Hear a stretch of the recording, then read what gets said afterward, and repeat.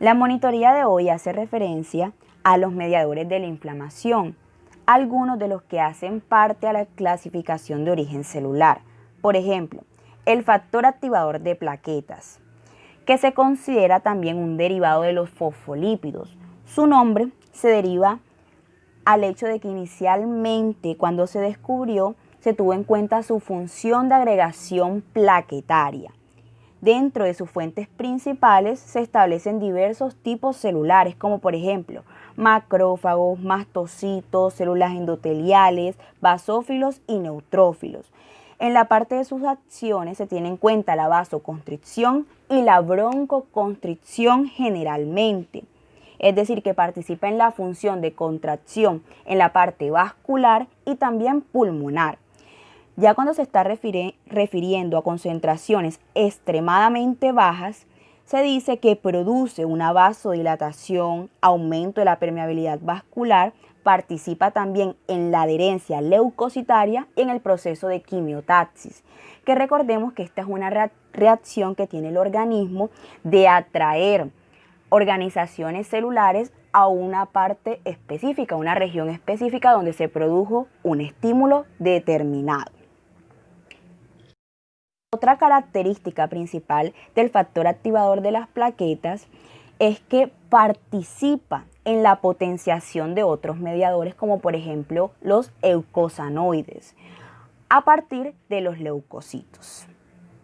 Ahora pasamos a hablar de las especies reactivas de oxígeno, donde debemos referirnos a los radicales libres derivados del oxígeno, los cuales se pueden derivar principalmente a nivel leucocitario por el contacto con microbios, quimiosinas, inmunocomplejos o a partir de la estimulación fagocítica. Sus fuentes principales son los leucocitos, como les mencionaban, el endotelio y también los macrófagos. Su producción va a estar mediada por la activación del sistema de NAT-oxidasa y sus acciones principalmente consisten en la destrucción de los microbios y en la relajación del músculo liso vascular. Cuando nos estamos refiriendo a las especies reactivas de oxígeno, no podemos olvidar que su producción también se asocia a un carácter lesivo para el anfitrión, es decir, que se pueden convertir en un agente dañino para el organismo, por lo cual se dice que están implicados en varias respuestas inflamatorias, como por ejemplo la lesión de las células endoteliales con el consiguiente aumento de la permeabilidad vascular. Aquí hay que tener en cuenta que los neutrófilos adherentes, cuando se activan, no solamente van a producir sus propias especies tóxicas, sino que también van a estimular la producción de las especies reactivas de oxígeno. Otras implicaciones que tienen es en la lesión de otros tipos celulares, como por ejemplo las células parenquimatosas y los eritrocitos. Y participan también en la inactivación antiproteasa. El ejemplo de esta es la alfa-1 antitripsina. Su inhibición se va a asociar a un aumento de la actividad proteasa no compensada, es decir, no regulada, y esto desencadena un incremento de la destrucción a nivel de la matriz extracelular.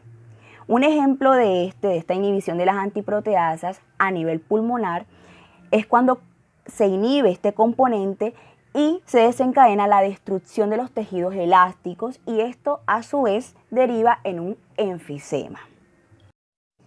De igual modo también debemos considerar los mecanismos antioxidantes para las especies reactivas de oxígeno, porque como yo les mencionaba, su producción también se puede asociar a efectos dañinos para el anfitrión.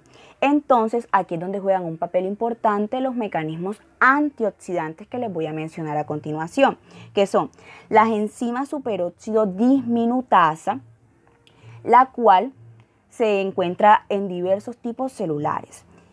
También tenemos la enzima catalasa y la glutatión peroxidasa, que se caracterizan porque detoxifican al peróxido de hidrógeno. Participan también la proteína sérica y la fracción libre de la transferrina sérica. Aquí en esta imagen se puede observar cómo actúan los antioxidantes al donarle electrón al radical libre, que sabemos que es una especie reactiva por todo ese campo de electrones de valencia no apareados que tienen a su alrededor, para evitar que así dañen a las células sanas. Ahora continuamos hablando acerca del óxido nítrico, que inicialmente al descubrirlo se estableció como un factor liberado a partir de las células endoteliales que originaba vasodilatación, por lo cual se llamó un factor relajante de origen endotelial. ¿Qué es este óxido nítrico? Es básicamente un gas soluble que se produce no únicamente en las células endoteliales, sino también a partir de los macrófagos, es decir, que sus fuentes principales son el endotelio y los macrófagos. Y sus acciones se desencadenan en la relajación del músculo liso vascular, la vasodilatación, como les mencionaba, y la destrucción de los microbios. Se va a sintetizar a partir de la L-arginina por la enzima óxido nítrico sintasa. El óxido nítrico se puede diferenciar en tres tipos, que son el óxido nítrico endotelial, neuronal y el inducible. Los dos primeros se representan en concentraciones bajas y se activan rápidamente cuando el calcio citoplasmático aumenta. En cambio, el óxido nítrico inducible, como su mismo nombre lo indica, se va a inducir cuando los macrófagos se activan a partir de las citocinas, por ejemplo, el factor de necrosis tumoral o el interferón gamma. ¿Qué pasa con el óxido nítrico? Él va a realizar acciones dobles, como yo les mencionaba, participa en la relajación del músculo liso, en la inducción de la vasodilatación y también se convierte en un inhibidor del componente celular de las respuestas inflamatorias, es decir, que va a reducir la agregación, la adherencia plaquetaria, puede inhibir características de la inflamación, también inhibe el reclutamiento de los leucocitos. Por esto se establece el óxido nítrico como un mecanismo endógeno de control ante las respuestas inflamatorias. Otro aspecto fundamental de este óxido nítrico es que tiene un carácter microbicida y a esto también se le atribuye su característica de mediador en la defensa del anfitrión frente a las infecciones. Bueno, ahora pasamos a hablar acerca de las citocinas. Aquí hay dos principales citocinas que están implicadas en el proceso inflamatorio y son las siguientes: el factor de necrosis tumoral y la interleucina 1, las cuales tienen como fuentes principales los mastocitos, los macrófagos y también las células endoteliales. ¿Cómo se estimulan estas citocinas? Por el contacto con endotoxinas, con inmunocomplejo, por lesiones físicas. De igual modo, hay que destacar sus acciones, que son la activación endotelial local, fiebre, hipotensión, dolor, anorexia y shock. Ya más adelante les explico este componente de la anorexia, que es una particularidad de estas citocinas. Cuando yo me refiero a activación endotelial, ustedes enseguida lo tienen que relacionar con un aumento, por ejemplo, de la adherencia endotelial, de la síntesis de mediadores químicos, inducidas, por ejemplo, por factores de crecimiento, por citocinas, por quimiosinas. Hay un aspecto fundamental del factor de necrosis tumoral que se abrevia como TNF, y es que también incrementa las respuestas de los neutrófilos ante otros estímulos, como por ejemplo las endotoxinas bacterianas. Ahora hablamos de una particularidad específica de la interleucina 1, y es que su producción está controlada a través de un complejo celular que se considera multiproteico. Generalmente se llama el inflamosoma. Este va a responder a estímulos que son generados por microbios o también por células muertas. Otro aspecto esencial a tener en cuenta es que la interleucina 1 y el factor de necrosis tumoral van a inducir la respuesta de fase aguda a nivel del proceso inflamatorio, relacionados con procesos infecciosos. Yo les decía la parte de la anorexia que se las iba a explicar más adelante, este es el momento.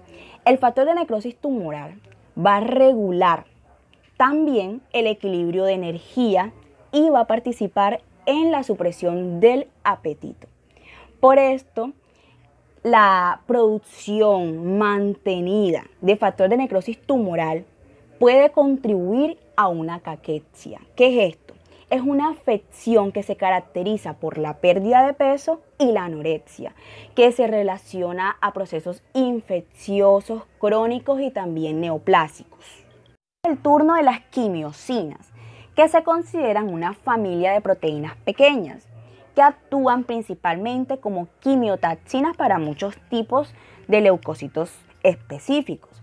Se han descrito alrededor de 40 quimiosinas diferentes, que tienen alrededor de 20 receptores y tienen también una clasificación específica y es de 4 grupos que se tienen en cuenta según la disposición de los residuos de cisteína que están conservados. Por ejemplo, aquí tenemos la quimiosina CXC. Se llama así porque tienen un residuo aminoácido que va a separar los 2 primeros residuos de cisteína conservados. Por eso hay una X en la mitad de las letras C. La C representa las cisteínas. El ejemplo de este es la interleucina 8. O sea, es el ejemplo típico de este grupo, que se va a secretar principalmente por los macrófagos o también por las células endoteliales. ¿En qué participan ellas? En la activación y quimiotaxis de neutrófilos. Y sus inductores son la interleucina 1 y el factor de necrosis tumoral, es decir, las citocinas. Otro tipo son las quimiosinas CC. Estas se llaman así porque conservan los 2 primeros residuos de cisteínas conservados. El ejemplo de estas son las proteínas atrayentes de monocitos. ¿Y qué sucede con ellas? Como su mismo nombre lo indica, suelen atraer a los monocitos, también a los eosinófilos, como la eotaxina es la que realiza esta función, los basófilos, los linfocitos, pero tienen una particularidad y es que no atraen a los neutrófilos. Ahora pasamos a otro tipo específico que son las quimiosinas C. ¿Por qué se llaman así? Porque carecen de 2 de las 4 cisteínas conservadas. Y el ejemplo de este tipo es la linfotactina. El último tipo son las quimiosinas CX3C. ¿Por qué se llaman así? Porque van a contener 3 aminoácidos entre las 2 cisteínas, como pueden observar en su nombre. Estas tienen 2 formas específicas que son una proteína que está ligada a la superficie celular, por lo cual se considera que tiene un origen en las células endoteliales. Y la otra forma sería la forma soluble, que se va a derivar de la proteólisis de la proteína ligada, pero esta vez a la membrana. ¿Cuál es la acción principal de esta? Tiene una potente acción atrayente química.